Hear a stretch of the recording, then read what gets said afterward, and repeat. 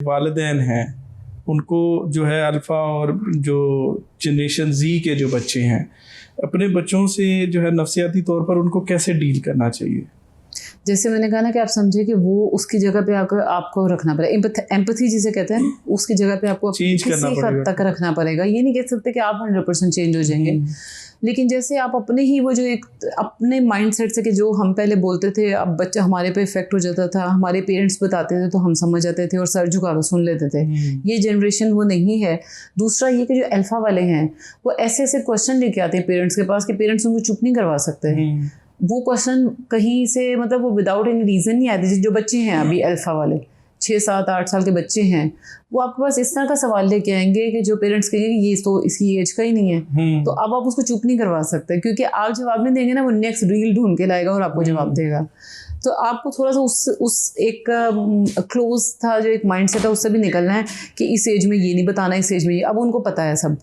आपने सिर्फ उनको फैसिलिटेट करना है कि किन वर्डिंग में आपने बताना है, और जो वो पूछ रहे हैं उनको थोड़ा सा वही सब्र उनको सिखाने के बजाय मैं थोड़ा सा खुद रखना है अपने अंदर कि अब ये जनरेशन वो नहीं है जिसकी बैठ के बातों से तरबियत होगी। आप उनको वो चीज़ें करके दिखाएंगे जो आप चाहते हैं कि ये करें।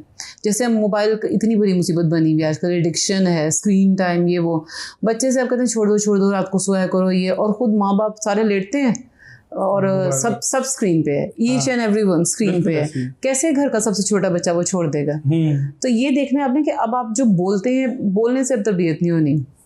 आप उसको बिठा के 4 घंटे भी समझा लेंगे ना, कुछ फर्क नहीं पड़ना। अब आपने उसके साथ डील करना है तो वो जो आप चाहते हैं वो करे, वो करके दिखाएं। मतलब आपको एक्शंस दिखाने हैं।